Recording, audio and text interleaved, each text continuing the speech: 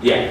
Will they have time to have a part-time job while going to school? Here, that's a good, it depends on the job. Yeah, so if I could address that. So we do have a few students that are taking on part-time jobs. It just, they don't get a whole lot of homework. If they get 4 hours of homework, I'd be surprised. We try and do it here so that they don't skip ahead, so that they're really understanding what it is they're doing. They will have some projects to work on, but they can certainly have a job on weekends or after school. We do have lab time on Tuesdays and Thursdays that we really encourage them to be here for, because they're working with other students, but that's a great opportunity for them to do any homework or projects that they have during those times. So the answer is yes, they can have a part-time job. Is that 4 hours a day? A week. No, a week. A A week. 4 hours a week. Now, my kid gets 4 hours a day, but the students here, we don't do that. I have a quick question about that lab time. Are the students allowed to work on any other projects if they have a potential client to So work that's a on great project because it's practice for them at the same time? That's a great question. We don't forbid that at all. They can bring in their projects. The key is that they need to communicate with their teacher or the lab teacher that they are working on a project that's outside of the school. Now, the reason for that is we want to make sure there's no corrupt files, that no one is bringing in things that are going to mess up our computers. The computers they're working on are not only used by them. As soon as they leave, they're used by after school by part-time students. Yeah, or if they were to put something on the vault, which, is encrypted and has all this other stuff, and now we're to infiltrate, our whole system would be. Yeah, It's if something they, he's working on himself. It's not like he's getting elements from it's other not a places. problem at all. They can use the lab time for whatever they need to use it for. There isn't a whole lot of supervision. There is a teacher or two, depending on how many students stay for lab.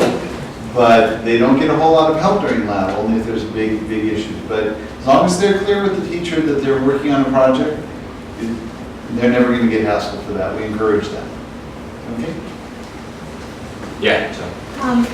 If the student doesn't have an outside job, would this also apply to an allowance? Is that how? Yeah, and I think allowances are awesome. Okay. I'm not a big fan of non-contingent allowance where you just, I've heard this one, and I don't know where it came from. I always look for it and I can't find it. Who was the first person who said, pay them their age in dollars a week? That's fine, but it's stupid. It's more about what are their means, And if you want them handling money really well, eventually, like when I work with students, and again, this prompt dependency, we fade it out and we get to that point. I've gotten people who, kids who have $100 stipend a week who are in high school. And that seems like a ton of money, but they're having to pay for everything. We're talking clothes, toothbrush, toothpaste. All of their meals. When they go out with their families, we make them pay themselves so that we can give them feedback about it. And again, it's not like we're saying you can't participate in the family. It's like you've got to do this. And I know that I learned all this stuff from a sports background. Like I was with travel teams doing this, doing that, and it was like I was in hotels, managing money, I saw other people mess it up. I messed it up really bad. I got all kinds of feedback, but when my parents would go on the first trips with us, and they'd say, no, you're going to do all the money yourself. Here's how you calculate a tip. Here's how you do it. Here's what you look for. You got to make sure that you've got an idea in your head to add tax and all this other stuff. And so I learned that stuff at a very young age, but that's only because I got the appropriate training and feedback. I go out with friends of mine, who are almost 40, and they don't know what an appropriate tip is or how to really work it out, and it's annoying. I would also encourage that when you guys go out to dinner, have them pay. Yeah. You may be using your credit card, but have them figure it out on the bill. Have them figure out what that costs. Yeah, and even like I'm saying, even if you hand them the cash and then they have to figure it out, that's an awesome time for them to fail. Like say, okay, I'm giving you, and I just did this on last Friday with one of my private clients. We went out to eat. He had $25. Check came back 38. Oops, right? But that was learning for him. And so then we would ask, then we brought the manager out and we said, he doesn't have enough money to pay. What happens now? And they said, okay, well, we take down all of your information, you're gonna have to stay, we're gonna call the authority. He's like, whoa. And I said, dude, we're not gonna let this happen. We're gonna pay it, but we're just letting you know, that real world experience, now he's got his calculator out on his phone, he does the whole tax and tip, everything before he even orders. And he's sitting there and he's like, this is so nerdy. And it's like, yeah, but it's better this than, being down in Century City and then like, taking your coat and handcuffing you to the dishwasher or something. Like, we don't want to see any of that. So obviously, in terms of strategies and tools that we can use, if money isn't the right thing for your kid, there are other things that we can do. And this is going to be the number one thing that I'm going to recommend. I don't know if you've heard of mint.com. It's an app and it's a website. It's FDIC approved in terms of its security ratings. Ultimately, what it does is it graphs information from your accounts. So it goes through and it does what they call information skimming. The computer takes a photo, you give it access to your account, and because it's FDIC regulated, it can't actually do anything within your account, right? So it takes a picture and then it interprets all of your spending, all of your purchases, real time. I mean, seconds after I make a purchase with my Visa or my Amex or something like that, it's on my mint.com, well, seconds after it, right? Now, if somebody hacks my mint.com account, right, they can't do anything with it. They could look at it. They could see that I am a graduate student in an enormous amount of debt. It's like a toxic debt or something like that. But the cool thing about this, and I use it personally, is that it permits not only tracking your money in real time on your phone, right, but it allows budgeting.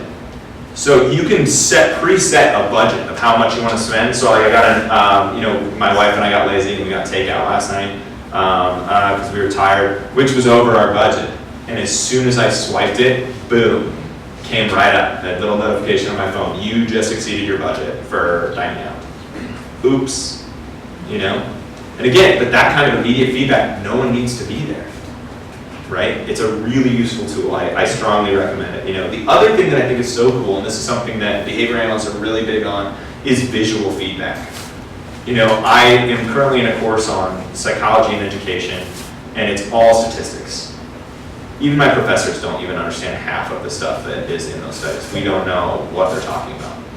But when you see a pie chart or a line graph, here's your spending, this is what it looks like. Anybody can figure out whether it's going up or down.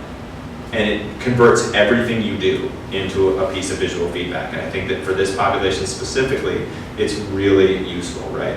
And like I said, it provides notifications. But the visual, feedback is something that I really like. Okay, so now to the paragon kind of what everyone is like, well, how do I motivate people to do this? Okay, well, the thing to keep in mind here is that motivation is only a product of two things and two things only. And you guys can quiz me on this and give me a bunch of examples, and I'm sure I can shoot them all down, one by one. We don't need to do that, hopefully, if you trust me. So the first one is aversive stimulation, and then the second one is deprivation, right? The only exceptions for that, right, are reflexive or instinctive, fight, flight. We have what we call unconditioned motivating operations, which are like sleep, eating, water, breathing, exercise, sex. I'm trying to remember what the rest of them are. There's like 9 of them. Too hot, too cold. Those are things that just instinctually, nobody needs to train them. Okay? So the other big thing that we have, and this is something that you may have all been familiar with, and this is unfortunately the indoctrination of bad educational study, is this distinction between intrinsic and extrinsic motivation, right? Everybody seems to think that intrinsic motivation is better than external motivation, right? The internal, right? So there have been a handful of studies, and I hypothesized that external rewards ruin internal motivation. And probably the most famous study is the star sticker study. I don't know if you guys have heard of this. Carol Dweck out of Stanford University, she did a study with, I believe it was kindergartners, where she took coloring. It was the most preferred activity in the classroom. And she started saying, oh, if you guys draw and you give a drawing to me, I'm going to give you star stickers for it. Boom, all of a sudden it was like a child's sweatshop. It was just a coloring factory. All these kids were coloring like crazy, like crazy, like crazy, like crazy. And then she stopped giving stickers. And guess what happened to coloring? Stopped entirely. Nobody colored. Right? Her conclusion was, oh, external rewards ruin internal motivation. A behavior analyst in 101 class would have told you no. What happened is what we call stimulus control, right? What she should have been was impressed at how quickly star stickers reinforced coloring. That was the cool effect in the study. right? And then there's this thing called extinction, which is you pull the thing that's motivating and controlling the behavior, and the behavior stops, end of story, right? Give it enough time, 2-3 months later, it's going to come back, right? But this is a common thing, and you see this with athletes, anybody who follows sports, right? There's all these kids who come out of poor neighborhoods, right? You know, and all they want to do is play basketball. They skip work even though they need the money, they do all this other stuff, just play basketball, play basketball, play basketball. And then they're sitting there looking at a $27 million contract because they're a first-round draft pick. What do?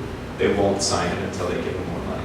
They won't show up to practice. I mean, everybody remembers Allen Iverson. Well, if you don't follow sports, you don't remember. We're talking about practice. He just wouldn't show up. He was like one of the leading scorers, he was the NBA MVP. Like, and he wouldn't come because he didn't think he was getting paid enough money to show up. And here's a guy whose whole life, like, he had a love of basketball, and once it came under the control of money, then it was a job, right? And I'm sure we've all had that experience, you know? Like, for a while, like, oh yeah, like, I loved stringing tennis rackets because it was cool. And then all of a sudden I started getting paid for it. And then it's like, somebody's like, hey man, would you string my racket for me? I'd be like, no. I'd be like, if you got $25, I'll string your racket for you, you know? So, that kind of thing. So, okay, so, and the truth is about this, as I kind of said, the debate is over. It ended a really long time ago. And the thing that behavioral science has demonstrated in numerous times in numerous studies for about a decade now is that all internal motivation is established initially by external rewards. And this includes things like speech, you know, all of this stuff happens externally first and then comes down to the thing of internal stuff, right? The only, like I said before, the only exceptions are extinctional and reflexive. And if you're interested in how that happens, it's really simple, right? So essentially what happens is you get a lot of praise for doing something. You know, I happen to be really, you know, pretty good at math, and so I got all this praise for it initially.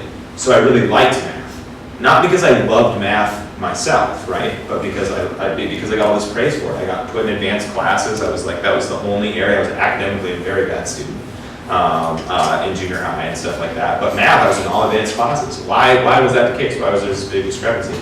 I got tons of praise for it. I was on the math team. I went to competitions. You know, it's really cool. But then ultimately, it came down to, now I do math in my spare time. This is what kind of nerd I am. I take like cool problems off websites that people are like trying to figure this out.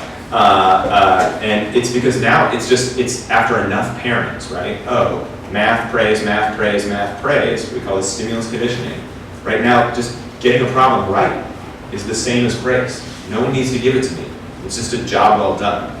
Getting the right answer is the thing that makes me happy. Like, I don't need somebody else to see that I got the right answer. I'm just like, oh, this is cool, I got it right. You know, anybody who does Sudoku, same kind of thing. You're not just interested in getting it right to get it right. That got established by lots of praise, lots of social mediation. Maybe you got paid for problem solving before. I mean, there's a number of ways that it gets established. And we don't really keep track of this, but ultimately it comes down to this just a job well done. And that's going to happen with these guys. Right now they're getting tons of praise, tons of reinforcement. You know, when they're working on things like Perfectum, you know, or other jobs, they're getting actually paid for it. And ultimately it'll come down, they just want the shop to look right. They want it to look good, they want it to be good work. And that will happen over the 3 years that they're here. Okay, so how do we try this motivation, right? How do we first establish it externally? Well, first is that we make sure they contact the contingency, right? They need to contact the outcome or the consequence of their behavior, okay? Because if they don't experience the world as it is, how can we ever expect them to adapt to it, right? Yeah, Ernie. Can you just explain better what it means to contact the contingency? I am. Thank you. Like this one. Let them fail, right?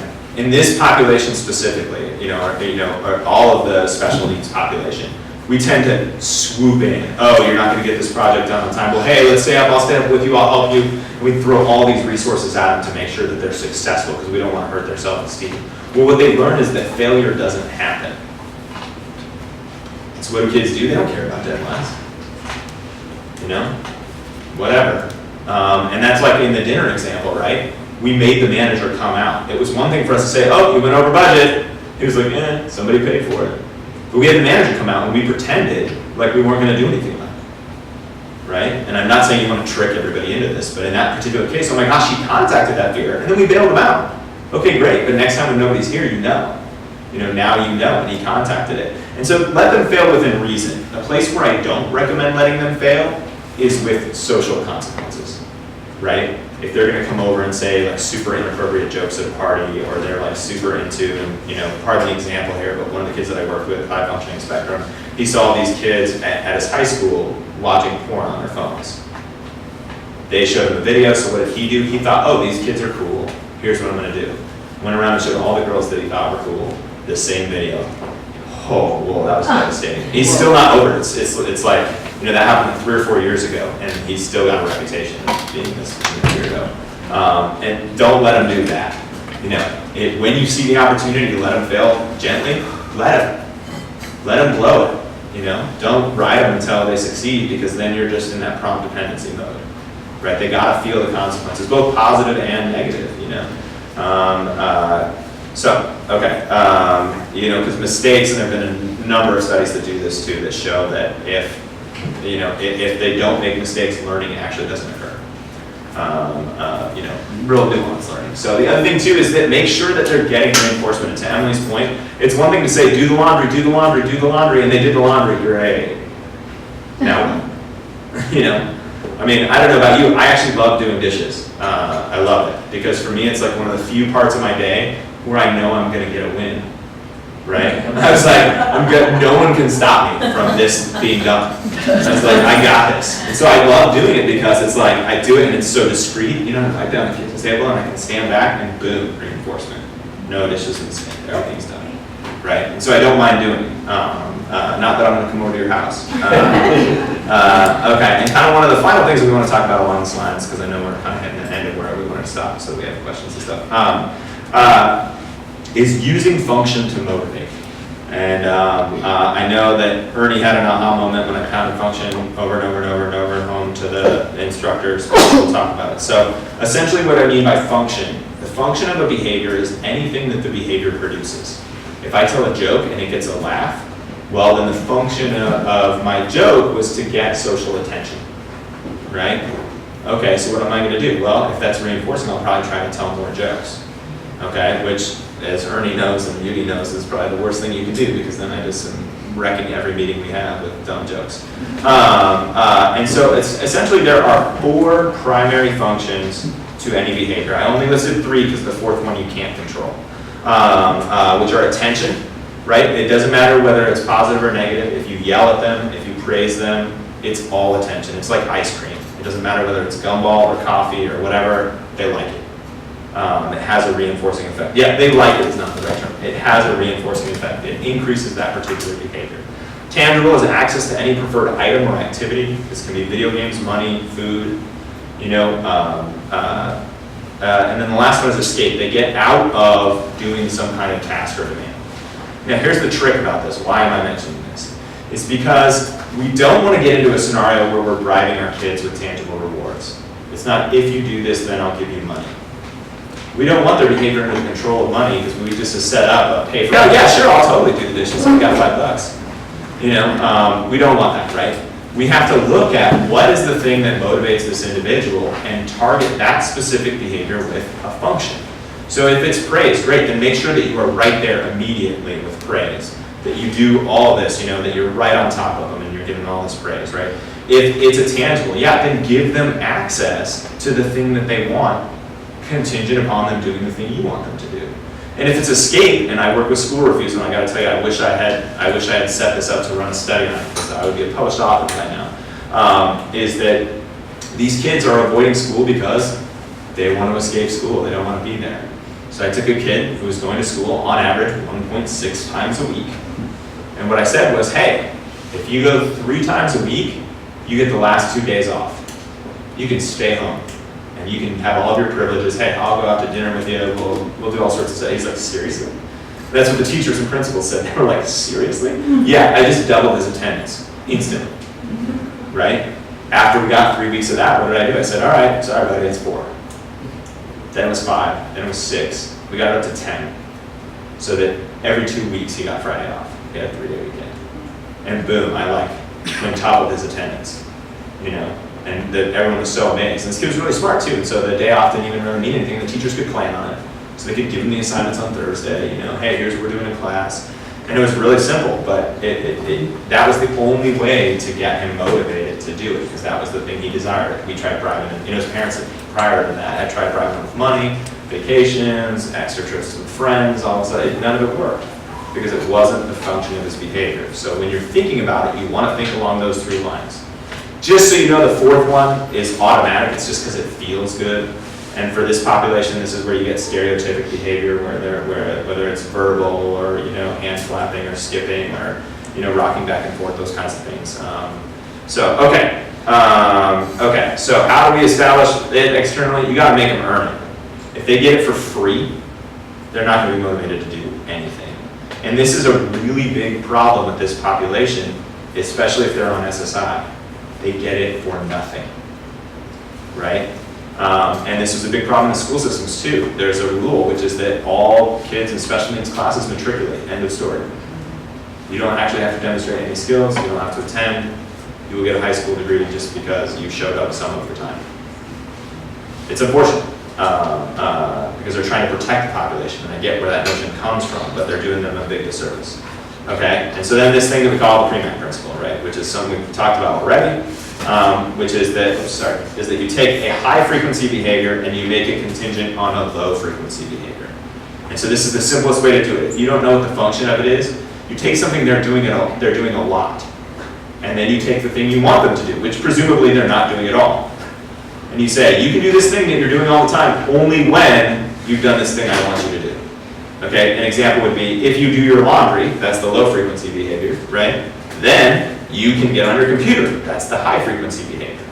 I went into a home, just as a really brief example, and they had tried all kinds of systems of rewards, and they were really skeptical about my working with them. And all I did for the first 3 sessions was watch what this kid does. And for every break, he got to go sit on a swing and listen to his mom's iPod, because she had like 10,000 songs on it or something like that. And he got to sit on the swing and listen to music that he couldn't listen to anywhere else. And I saw him do that about 20 times in a session with him, right? So what I said was, okay, here's what we're doing. He can't do that anymore until X, Y, and Z are done. And the parents were so upset. They're like, but that's the only way he relaxes. That's the only way he, yep, exactly. Instant motivation. He was so pissed, right? But all of a sudden he started doing his homework independently. He started taking showers in the morning. He started brushing his teeth, taking his dishes to the sink. It was because at any time we could just say, okay, once this is done, then you can go take your break. Yeah. How do you do something like that when you have a kid that's 20 years old? Yeah, well, this Hey, kid. I'm over yeah. 18, you Yeah. can't take my computer away, you can't take my phone away, you can't take, how do you do that? Well, this kid was 19 when I was doing this. And not quite as high functioning as the population here, but very physical. Like, I mean, very big, active dude. If he didn't want to do something, he's 6'4", 220. He would let you know. He wasn't going to. But it totally worked because she just locked out the password on the phone. You can remotely shut off the internet. You can, put it, it's super, I mean, it seems really frustrating and lame, but it's like, you can buy programs like Spectre, or I have a ton of families who can do it remotely when the kid's behaving, like the dad can be at work, mom sends a text, and boom, their whole internet shuts down. Or it immediately goes to this kid's laptop, which is connected to the internet, and shuts down the program that he's engaging in. Yeah. I mean, technology is impressive. It's really amazing, and they can do a lot of things. And if your son is still living with you, you are in control of a lot more contingencies than you think, Right, the problem is he goes back and forth between my house and his dad's house. And that is a real, That is a again, that problem. discrepancy. It can work, and you can get what we call categorical responding. They behave one way in one house, and they respond another way in another one, right? Which works, The problem is that that's not going to create any established pattern of behavior over time. There's no learning when Yeah. it's. Well, there is learning, yeah, but it's prompt dependent. It's only in the presence of this person do I do these things, and so it's not going to be sustained. The outcomes are not going to be sustained, right? The other thing is don't rely on aversive control. We call it response cost, where you take things away. That's why I put earn it in really big letters, right? You withhold it until they earn it. You don't take it away after they've done something inappropriate. And the reason, and it seems like it's the same kind of thing, but it's a huge difference in terms of behavioral outcome. Huge difference.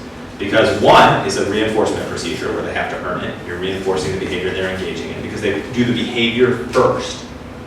right? And the reinforcement follows. In the other one, it's a punishment procedure. They engage in an inappropriate behavior and you take stuff away.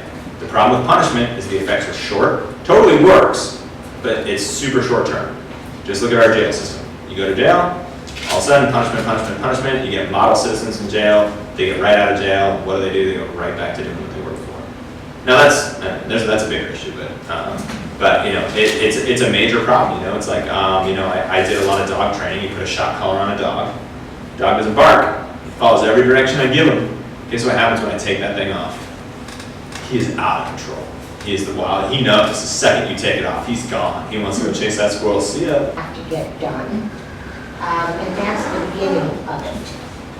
So I would like to get you. Yeah, and I mean, definitely, yeah. To talk about this because there's so many, anyways, there's just other issues that, yes, you're right, my son looks like he's neurotypical and he's so dysfunctional and it is very, very frightening. And it's tough for a lot of these guys who are like that. You know, they present as neurotypical, you know, and not that that's anything, I mean, who really cares, you know, but all of a sudden everyone just has this expectation. Oh, there's no, you know, one of the kids that I work with, it's like I've been consulting with him for like, it seems like a decade now, you I know. would not think that he had autism. That's It was right, like, you because know, they fool everybody. Can't you see this? Yeah, and they can't, they don't I see was it. the one to blame, Yeah. this kind of the way Yeah. it was, so it's been a Yeah. horrible experience. Yeah, and from Emily's and my training, you know, and Ernie will probably laugh when I say this, but we never blame the learner ever.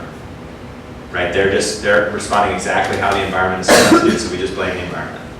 So you're not at fault, your son's not at fault, you're both maximizing, both doing the things that you know how to do. Now, it can be tricky, you know, like the more independent they are, the harder it is to control these things, right? But the truth of the matter is, some people say, oh, it seems really juvenile that I have, you know, a 27-year-old and I'm taking away his internet. Well, guess what's going to happen when he's not paying his bills? The internet goes off, you know? And it simulates the real world, and the more that we can do of that, the better. So, essentially, you know, to sum up this whole thing on independence, this is the last slide, sorry, I went a little bit over, is one of the best things that you can do for your children is make them do it themselves. You know, and again, you gotta set this up in the right way, right? This is probably not the optimal lesson to do it on, do-it-yourself lobotomy, but it's you want you want to set it up in ways that we think that they're going to succeed, and over time we make them increasingly more independent, and we can drive that motivation by removing the things that they do the most, withholding them, right? And we give them right back. Right? And the other thing too, like going back to the response cost issue, the other thing that I don't like about taking things away, just as a procedure, is eventually you run out of things to take away. And then there's no motivation to give anything, right? And the other problem is too, is like if you don't get the time right, which as Emily and I know, you know, actually measuring it and using data analysis and stuff to figure out if you are going to take things away, exactly how long to remove them for, or exactly how much access to give them so that it's, you know, not too much or too little, is that sometimes it'll be like, all right, phone's gone for a month. Well, all right. What are you going to motivate them with now for the next month? And then if you give it back and be like, oh, my mistake, then they're going to learn, oh, there's always a way to get it back, so who cares? Consequences don't mean anything. So that's it. Thank you guys. I know that was a long presentation, so.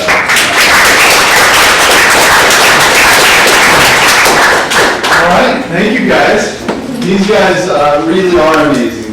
They've helped, you know, there's a lot of things that we were kind of doing by gut feeling along the way when we started out, and things are working. Obviously, Exceptional Minds has been successful for the last 4 years. We've gotten people through the program and working out there. We just got a student hired at Marvel, by the way. That's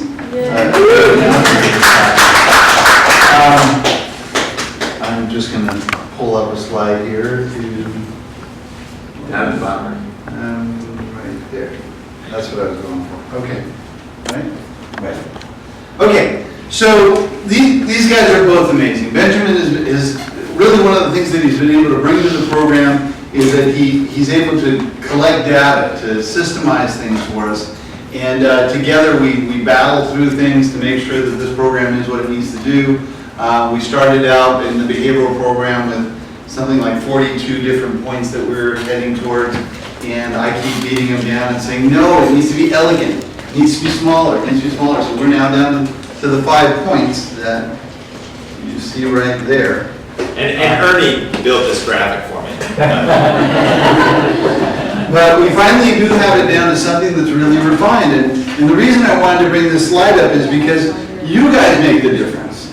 You guys are going to help us do this. If they're doing one thing at home and a different thing here, if they're being allowed to do things at home that we're not allowing them to do here, you're not helping us to do that. And so I just wanted to quickly go over them because this one right here is the one that is most important right now, is the dress. I want to tell you a quick story. I have a parent who would call me and say, how do I get my kid to wake up in time? They're going to be late. And I said, well, stop it. Stop trying to wake them up. You know, and Benjamin and Emily would have you scale it back and so on and so forth, and I think those are great things to do. But honestly, they have to figure this out on their own. And if they don't get here, then we're going to tell them, you're late. We're having a problem with you. We're going to call them into the room and they're going to help. I mean, they all are so scared of me. I don't know why.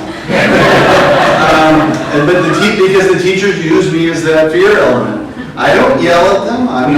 If someone were to hit someone, I would get pretty crazy on them. But I don't yell at them. I'm just pretty stern with them. I expect certain things from them and that's it. And you guys need to too. So I know that a lot of you have been trying to get them to dress certain ways for a long time. And I got a call the other day from a mom that said, you know, now that they're dressing up on Thursdays, why don't you have them dress up every day? It's like, okay, we've achieved a great thing. They're dressing up on Thursdays, they're wearing collared shirts, they're wearing nicer slacks. Let's celebrate that.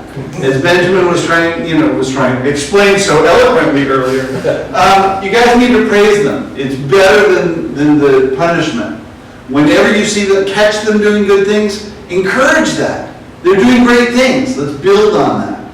So we will be building on that more, having them dress less sloppy on the other days. So I wanted to share that with you. We are not allowing them to wear anything that you would wear to the gym on any other days. So on Thursdays, they have to wear a collar and slacks. The young ladies need to dress a little nicer, although they can wear collars and slacks as well. But on every other day, they can't wear basketball shorts. They can't wear gym pants. They can't wear tank tops. You know, hats are debatable. We're going to allow the hats to happen because in our industry they happen. But they can't dress sloppy, you know. There's a difference between pants that are stylish because of the holes that they have and pants that have a hole in the crotch. You know, there's certain things that we're not going to allow. So, and just really quickly on the rest of these things, professional demeanor for those of you that don't speak science, that just means attitude, having a great attitude. And so catch them having a great attitude. And if they have a bad attitude, you know, don't take it from them. You know, you guys are still in control if they're living in your house, right? Self-management, these lists that he's talking about, encourage them to make lists on their own. You know, one of the things that we kind of tested out last year and we're planning on how to do again this year is them having checklists on their own. Did they do all the work that they needed to do that day? Did they take feedback well? Did they, you know, ask for their questions appropriately? Things like that. Did they have a good attitude during school? Help us with that. We're going to encourage that. Now, don't badger them. Don't yell at them because they're not doing it at home, but encourage that kind of thing. So you're asking for help, but Nathan's out. I don't have any contact with him during the week. So now I'm getting nervous that I'm not helping enough. Okay, he's doing great. He's doing great. Don't worry about it. Okay. But it's just things that you can help. So you'll call if you need something? We will. Okay. So in the contact that you have, however limited that is, make sure that you're kind of stressing these things. I mean, if you guys all go out to dinner and Nathan shows up, you know, in flip-flops and gym shorts, and he's like, hey, let's go to wherever, the Ivory, I don't know, like, you know, probably not, but, you know, if he's doing that, then say no, go back in and change. Right. You know, he knows better. Right. And for kicks, if you guys want to, they know, and I have tested them extensively on this, they can tell you the whole spectrum of dress, from white tie all the way to sloppy, and they can tell you every stage along the way. You know, and we even micro-refined it and made up our own categories in between business casual and sloppy. And so they know the difference between business casual, smart casual, casual, ultra casual. They can tell you what all of those are. They can tell you what all, and that was discrimination training. And you know what? They like it. They thought it was fun. They had a good time. It was so specific, you know, and I went super broad, like, hey, just so you realize when you're wearing basketball shorts, here's the spectrum. Here's where you land. You know, had cool graphics and stuff, and they like it. And that kind of discrimination training is really helpful. Will that change the behavior? No. Right? But then it makes it clear to them what the expectation is. They know what is expected. And then we can drive the motivation. Like, you can't go out to dinner unless, you know, and it's in those situations that you can. You know, and if you do have a lot of contact with them and you see your kid walking out the door, you know, in flip-flops and basketball shorts, tell them to change his shorts. Flip-flops are fine. We're okay with that. That falls in the casual range, you know, but not on Thursdays. So. And I know that you raised your hand, so just. No, it's fine, no. It's funny because Shane, he just likes t-shirts and shorts, but he got it. He's like, Mom, I'm gonna need a whole new wardrobe. Yeah. Who is this kid? Right, and you know what? So funny. I just was. And that's along the Thank lines you. of, sometimes when parents say things, they're not gonna hear them. Yeah, They right. needed to hear them here. Yeah. But you have the opportunity to catch them doing good, Yeah. okay? They're tired of hearing moms say, you never do this, you never do that, blah, blah, blah. So change that attitude. Yeah, I said, you know what, and now you iron your own, you know what to wear, and you iron it. Okay? Yeah. And he's ironing it. Yeah, another thing too that I love, ironing. I love ironing. Yeah. Again, no one can stop me from making that ring Yeah. through. All your The end of your life is beautiful. Yeah. It's beautiful. So, taking the opportunity on Thursdays to say, you look really nice today, and leave it at that. Yeah. But what a lot of parents will do is, you look really nice today, why can't you dress like that every day? Right? That's the distinction I'm trying to make there, is catch them doing good things. Yeah. And also, if you're unclear on how to praise them, ask them. We just did 2 days on feedback versus criticism. They can tell you, right? Which is you want to make it behavior specific. Don't praise the person, praise the performance. Okay? Because if somebody does well on a test, you're like, oh, you're so smart. Yep, I am smart, so I'm done studying because I'm smart. Then they fail on the next test, and what do they have? They have like some, you know, mental breakdown. I thought I was smart. No, you know, this isn't an existential crisis. You didn't study, you know. And so what you want to do is you want to say, oh wow, you did so great on the test. That's how you studied really hard. Way to study. Good job. That's what happens when you study. You know, that's what happens when you're prepared. Can you use the cowbell example? That's one of the things Yeah. my son brought up. Can you go over it, please? I mean, yeah, like I can my computer's up. I can pull it up if we want. So essentially, I was giving the difference to them on the difference between feedback and criticism. So essentially, the real take home for it is that criticism tells you what you already did wrong. Now, there's a place for criticism, which is that when you can't change it, go ahead and be critical. They were asking them, but what do movie critics do? Yeah, they're not going to refilm the movie just because you said I didn't like this. They're not going to recast the character, right? The movie's already in the can, it's over, it's in theaters, it's done, right? But criticism can inform the broader art culture of where it should be moving in terms of direction, right? In terms of feedback, right? Feedback includes how-to information. You're telling them what they can do to get reinforcement. So the difference would be this, okay? Would be kids were saying when we were doing these exercises, you know, they were doing drawings and stuff, they'd be, those legs are too long. Well, that's criticism. Even though we all know what to do, some of our guys on the spectrum don't. They're like, oh, the legs, he said the legs were too long, right? So what should you do? You should shorten them, right? Well, why not just say that? That's feedback. Hey, why don't we shorten these legs? You know, I need the body to be more symmetrical. I need this, and it's super specific. It's not, you know, when we were giving criticism, you know, bad examples, you know, I had all the instructors do it. John had a good one. He's like, there's too much brown. Okay, well what? All right, so I'm going to take brown out and replace it with what? I don't know, right? So, in terms of the cowbell example, for all of you who saw the famous Saturday Night Live skit with Christopher Walken and Will Ferrell, where they're Blue Oyster Cult, you know, the Don't Fear the Reaper, and Will Ferrell is doing the cowbell thing. Like I said, when we're done, I can pull it up if you guys want to say it's really funny. What I liked about it is that, and I don't know where I get these ideas, but it just popped into my head, and I was like, oh, that's really interesting, is I had him watch the video,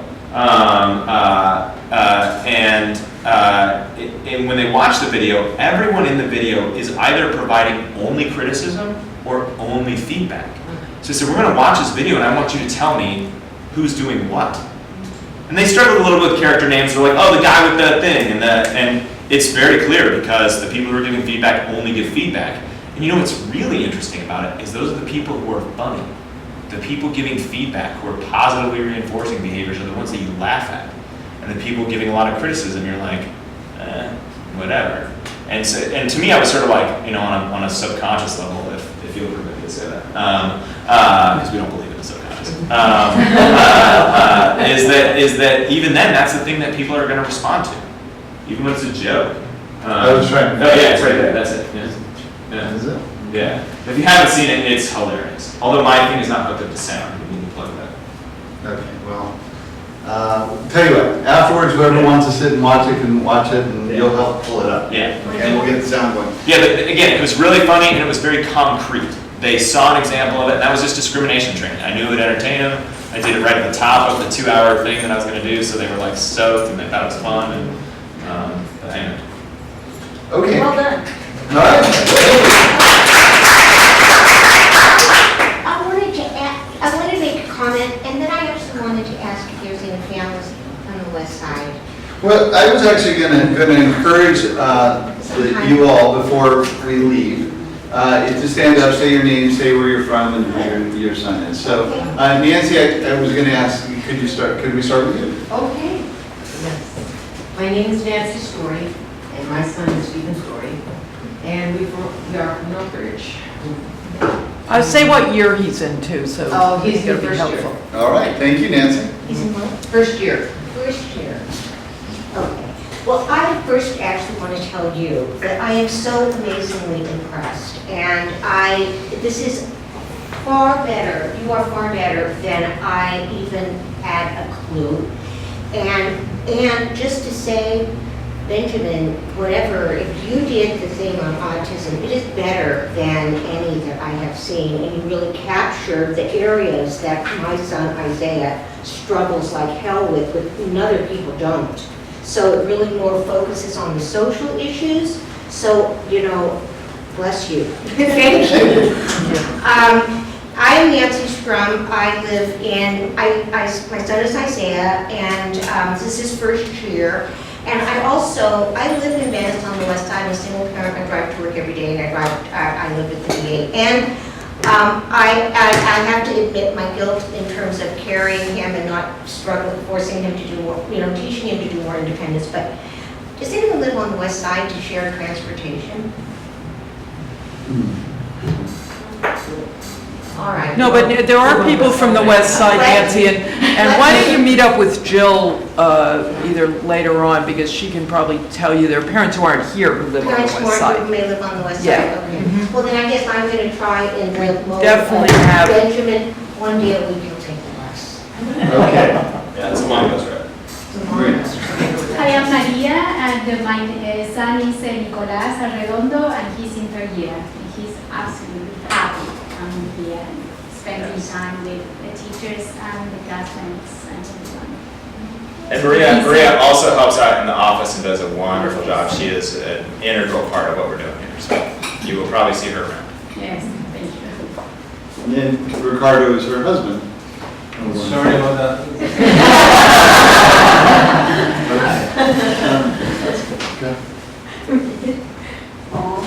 I'm Jimmy Shields, and I come from North London. My son is first year student. All right, thank you. I'm Patricia Turning, and my son is Andrew Turning. He's in the first year, and I live in Cambria, towards Ventura, about 45 minutes to an hour north. Do you want to share though where he's moving to? Yeah. So we're hopefully moving to a house, or we are moving to a house in the next couple of weeks. That's half a mile. Yeah, but you're not moving with him. That's the No, operative I'm not thing. moving with him. Yeah, I can't wait to get. So he'll be living independently.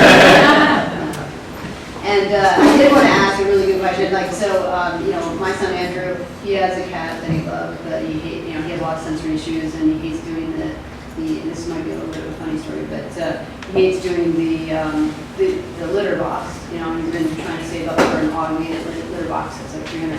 That's not really happening yet. And so ended up, I got really mad, and I did it one day, but I said, you have to pay me. And he was not happy, but he came back, and I actually got That's $10 great. for, I don't know why, I was thinking I'd get like $5, but I got $10. Yeah. You must really dislike it. Shows how much he values not doing it. That's great. I wanted to say that Patricia and Helen, who back here in the back, they volunteer a lot of their time as board members and executive board members, in the case of both of them, to make this school happen and to make the fundraising happen and to keep this place rolling. So I want to thank you guys for all of the help. Dan Leonard, my wife Marcy. Jacob is our son, and he's in his first year here at Exceptional Minds, and we've come all the way from Buffalo, New York, and we've moved to Sherman Oaks. We like it. Yeah, so does Jacob. He really loves it here, and we think he's found a real home here, and it's been a good move for everybody. Yeah, and just in terms of shameless self-promotion, Jacob has a series that he animates on YouTube. You should check it out. He needs more hits. He's got a ton, by the way. He's got like 30,000 on a lot of videos. I mean, Mudman.net. Mudman.net. It's impressive. And he showed some of his work over the summer. The summer students, they love it. For his independent projects, he's doing that stuff. And that's a great case where like we're in discussions with him, getting him to talk to people at Frederator who help do shorts, animateds, boost stuff. I mean, like if people have content they want to develop, we're on your side. We want to help you develop it. You know. Anyway. Emily Bloom, my daughter is Annie. She's in the second year, and this place has just been amazing for her. She's really developed a lot more socially and independence, and a lot of the things you were going over, she's doing. So at least at home, I don't know if she's doing it here, but she's doing it at home. Hi, I'm Alyssa Lennick, and I'm Jason Claylor's mom. He's a third-year student here. I don't know if this was good motivation or bad motivation, but I promised him that if he got through this program and got into the studio, I would get him a Mac Pro as a tool for his career. My parents did that when I graduated college, and I've been a designer for 30 years now and kept upgrading, so I'm hoping that that will be something good for him. If it works, it's good motivation. He's still here. He's Yeah. in his third year, so I'm crossing my fingers for that. He recently got his driver's permit. I don't know if he told you that, but so he's learning to drive, and that scares the crap out of me more than anything that I've ever been scared of before. But he's hopefully one day we'll get there as well. So thank you. My son is Shane Stevens. He's a third-year student, and this has been a godsend like everybody else. And I gotta say, Shane does all that stuff. He's probably a little OCD when it does come to showering and hand washing and all that stuff. And anyway, you guys are such a awesome. You should know that he also cleans here. His Yeah, job is to clean all the doorknobs. Yeah, he loves it. We can be in the middle of a meeting and Hang out he with just- Jason more. Yeah. So, yeah, anyway, thank you very much. We'll start from there. Yes, this is our son, we're going to get him a wife, Michelle. We just love that he loves coming here, and we love you for that. And we're starting to finally feel like he can get a career going, you know, that he can actually do it. So. And there's an example of someone who just got a job, right? Yeah, that John is working at odds and going, stocking and controlling signs and stuff like that. Yeah, and he's the guy too who's got a bunch of other talents. He did some stand-up comedy for us, which was really successful in the fundraising event. He's a fun guy to have here, and he's getting really focused this year. It's good to see. Yeah, I noticed he's getting a little. Yeah, he's bearing down, so it's good to see. Yeah, thank you. Yeah. I'm Santa Maria. I'm Sandy Oshiro. This is my daughter, Lauren Cockett, who's videotaping. Lauren's working today. Yeah, Lauren is also a graduate. Yeah. She works in the studio part-time, and she is amazing. We came from Hawaii originally. There was nothing there for her that spoke to her strengths and her interests. So when we heard about this program, it was just like godsend, Wisconsin. And she's done amazing work here, and her skills just have been expanding, and she's still learning in the studio, and we're just really happy with how it turned out. Yeah, she's particularly talented at title work, so I like seeing that. Okay. I'm Catherine McClure. My son Liam is a second-year student here. We're in Sherman Oaks, and he's found his tribe, and he's moving his wardrobe along. He's made some specific requests, and I'm glad to burn some of those nasty graphic t-shirts. My name's Alan. My son is Jake, second-year student, and yeah, he finally found a place that he thrives at here. So it's a great place. Glad you guys are here. Keep it up. At least another year. Three. Helen, would you like to introduce yourself for those that don't know? I'm Helen Wu, I'm the board chair, and been holding that position my 5th year now, I think, right? Yeah. So Judy and I were here from the very beginning when we had no money and no location and no teachers. So it's just to hear your stories, it's incredibly rewarding for us to hear that. It's kind of a miracle of a place, and I'm just to reiterate what Lupe said is that the board does a lot of fundraising. We're always looking for money because it's an expensive place to run. And opening the studio has been a big project. We're not making money in the studio, but we are committed to funding it properly and getting all the right equipment down there. So there's always need for parental involvement, financial involvement with that. Well, I just want to thank Helen because she has hung in from the beginning. We were in one room on Ventura Boulevard. We had $15,000 in the bank, and we decided to start a school. And how that happened is still amazes me, and I still pinch myself every day that we got it started. For those of you who don't know, I'm also a parent. My son Noah's in the 3rd year. We live in Glendale, and I can't rave about the program because I started the program for my son. So, so he is doing as Helen said, she was has been on the board since the beginning, and we couldn't do this without our board of directors, and we do have other parents. Patricia's on the board.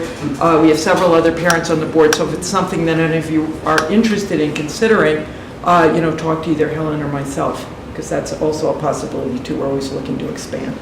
And to reiterate what Lupe said as well earlier, this campaign, this non-event, you're invited to not come to an event and just send money, is so important. We raise money from all kinds of foundations and individuals, individual families that donate a lot of money to this program.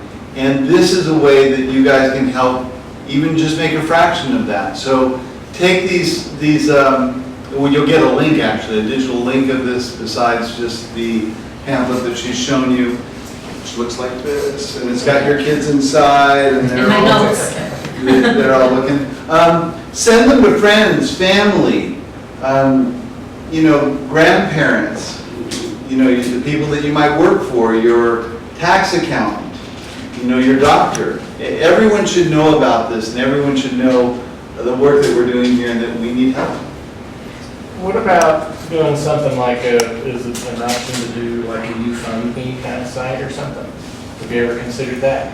We haven't done a YouFundMe site. We'd have to have a specific project that we'd be asking funding for. And that certainly is a possibility. And we could use help with things like that. That would But be great. often those, if I may, I have looked into those, is that if you don't get to your goal, all the money gets back to those who donated. You can't go too high. There's but little the glitches along the way. stories and just from the website and the video that you'd think that And there's a lot of ways that we can do it. Patricia had a party at her house, invited all of her friends, and we raised quite a bit of money that day. I wanted to tell you guys about Halloween. At my house, for 16 years, have been doing a Halloween event.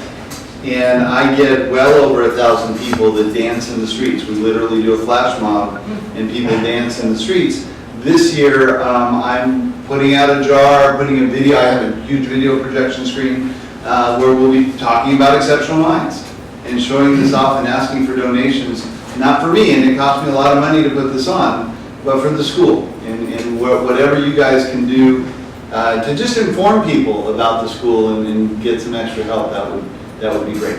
Going back to Patricia, as I can, some of you may or may not have your corporations do matching. That's something that you may want to consider asking the people you work for. Do you do employee matching? because that's part of what Patricia's been able to help us out with. And can I share? Yeah, no, just makes Okay. your donation dollars go a lot further, right? You know, and I know this has been sitting for a long time, so I'm sorry about it. Which is that when Ernie called me and left me a message about this job, I was like, I don't care. You know, I mean, like I'm already helping families. Emily and I are already in homes. We're helping tons of families. You know, it's a big pay cut to come here and do this kind of stuff. But then I came here and I gotta say, it was so evident to me in the first like 10 minutes of like our sit down interview and the tour and stuff, how special this place is. And now I'm at a point where I fully plan on betting all of my grad school loans that this is gonna become a model that everyone in the world looks to.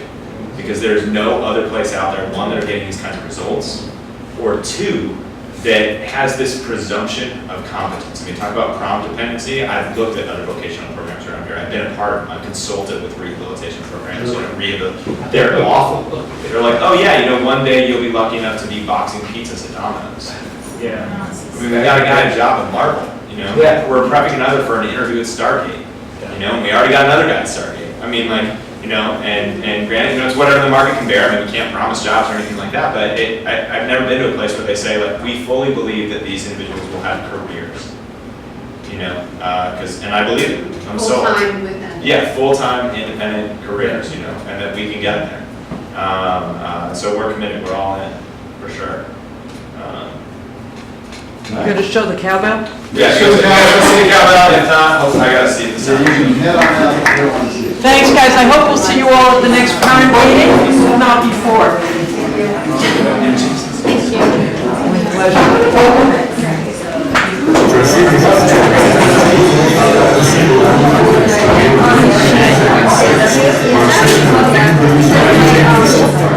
Great seeing you.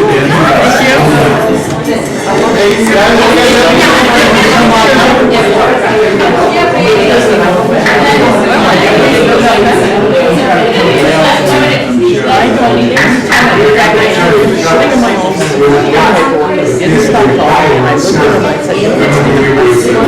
I love what you're saying. I know this is my work. And you know what?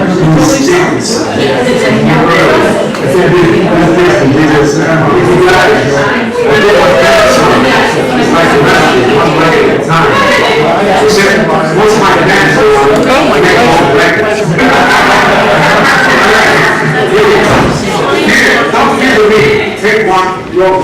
Right. 1, 2, 3, 4.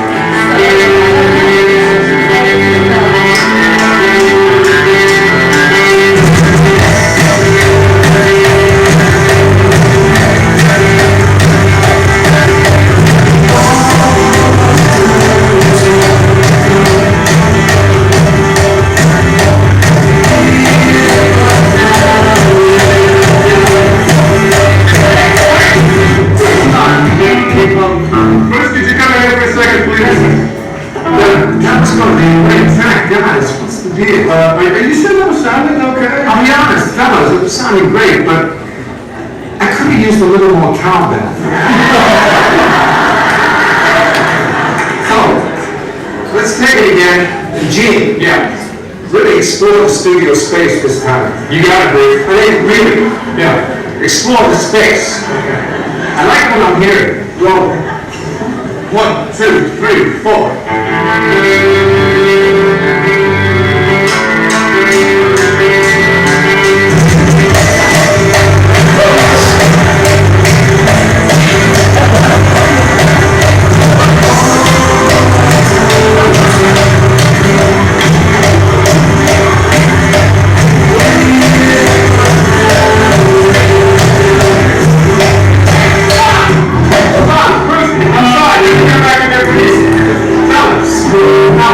We just wasted 2 good tracks. This last one was even better than the first. It's just enough fine Gene's cowbell playing distraction. I don't know. If I'm the only one, I'll shut up. No, that's pretty rough. You know, I can pull back a little if you like. Not too much, though. I'm telling you, fellas. You're gonna want that cowbell for the track. You know what? It's fine. Let's just do the thing. Yeah, roll it. 1, 2, 3, 4.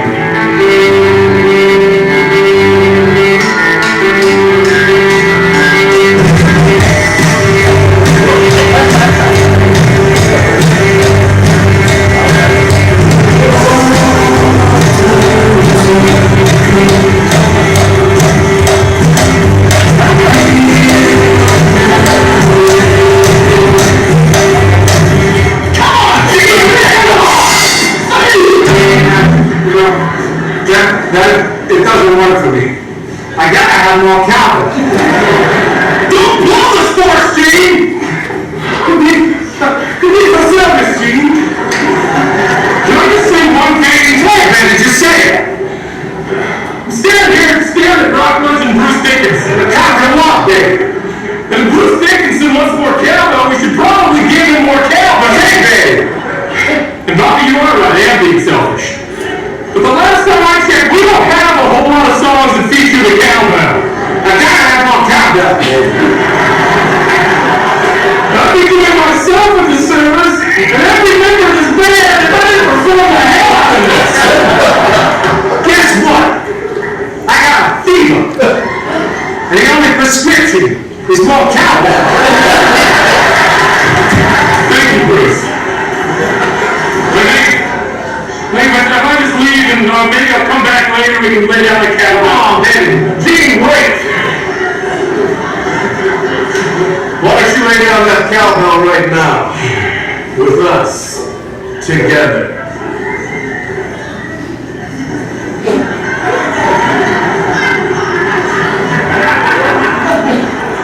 Do you mean that, Eric? She speaks for all of us. Babies. Before we're done here, y'all be wearing gold-plated diapers. What does that mean? Never question Bruce Dickinson.